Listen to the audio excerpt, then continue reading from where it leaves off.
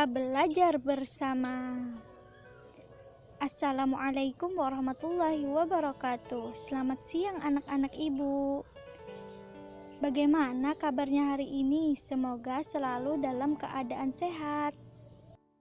Sebelum belajar, kita berdoa bersama-sama dulu ya. Bismillahirrahmanirrahim.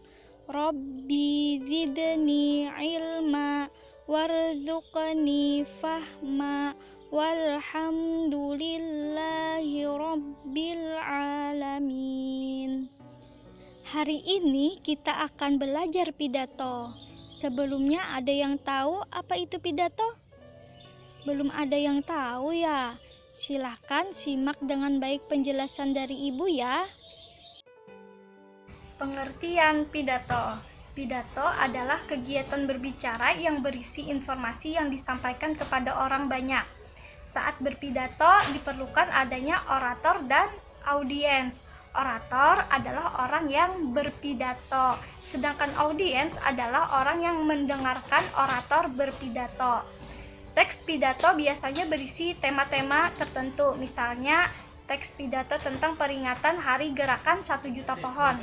Dari tema tersebut, isi informasi dapat berupa latar belakang dan peringatan hari tersebut, kegiatan yang akan dilakukan, dan manfaatnya. Menentukan konsep atau rancangan pidato.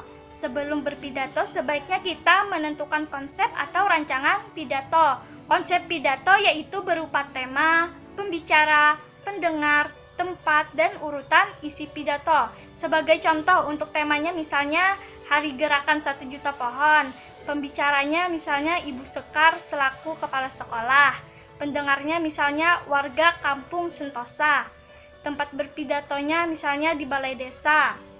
Dan urutan isi pidatonya ada pembukaan, memotivasi warga, menjelaskan pentingnya kesehatan, mengajak seluruh masyarakat untuk berperan, serta penutup. Isi teks pidato. Sebelum berpidato, orator harus memahami isi teks pidato. Teks pidato yang baik memiliki bagian-bagian, yaitu salam pembuka, kalimat sapaan, kalimat pembuka, isi, kalimat penutup, dan salam penutup. Ayo perhatikan penjelasan berikut ini. Salam pembuka merupakan bagian dari teks pidato yang biasanya terletak pada bagian awal yang menjadi pembukaan pidato. Contohnya, selamat pagi, salam sejahtera, atau assalamualaikum warahmatullahi wabarakatuh. Terus, kalimat pembuka merupakan bagian dari teks pidato berisi kalimat sapaan terhadap audiens. Contohnya, Bapak Kepala Sekolah yang saya hormati. Nah, begitu ya.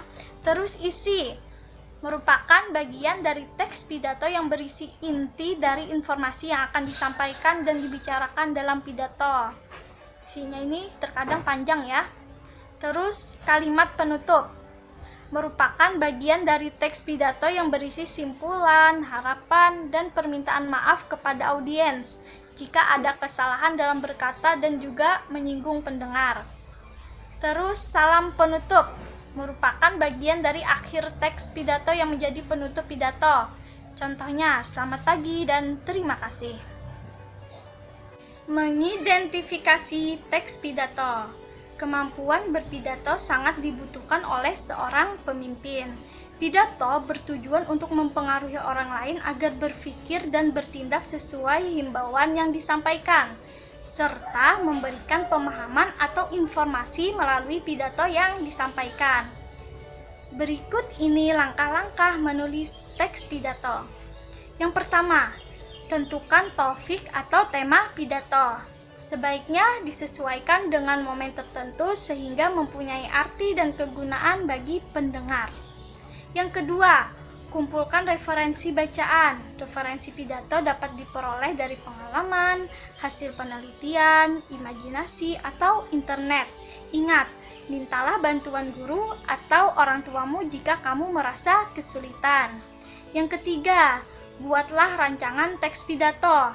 Disusun berupa salam pembuka, kalimat pembuka, isi, kalimat penutup, dan salam penutup. Terus yang keempat, rangkailah pidato. Rancangan teks pidato yang telah dibuat sebaiknya dirangkaikan menjadi teks pidato yang utuh. Perhatikanlah kalimat efektif dan gunakan kata-kata baku saat menyusun pidato. Terus yang terakhir, yang kelima, latihan membacakan pidato. Berlatihlah membacakan teks pidato yang telah dibuat.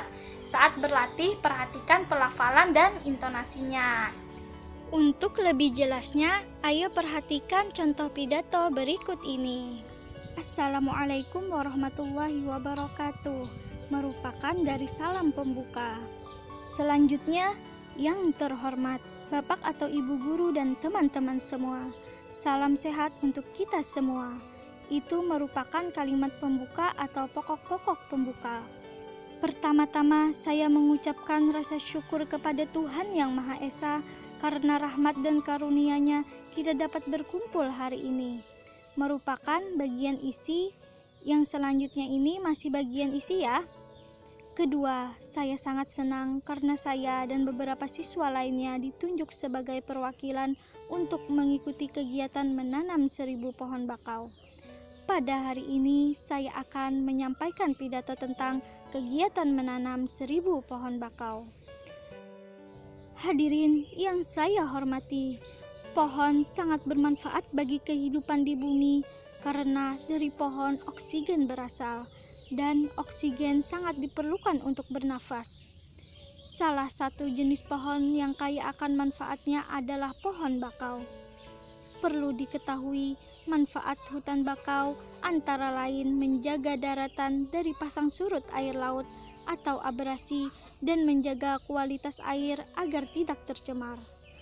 Oleh karena itu, kita harus melestarikan hutan bakau agar manfaatnya dapat terus kita rasakan bagi generasi saat ini maupun akan datang. Bagian yang selanjutnya, kalimat penutup atau bagian pokok-pokok penutup. Hadirin yang saya muliakan, semoga pidato yang saya sampaikan dapat bermanfaat bagi kita semua. Semoga kita semua dapat melaksanakan tanggung jawab dan peduli kita terhadap populasi pohon bakau. Sekian pidato dari saya. Apabila ada kekurangan, saya mohon maaf. Atas perhatian Bapak atau Ibu dan teman-teman, saya ucapkan terima kasih. Berikutnya, yang bagian terakhir adalah salam penutup. Assalamualaikum warahmatullahi wabarakatuh.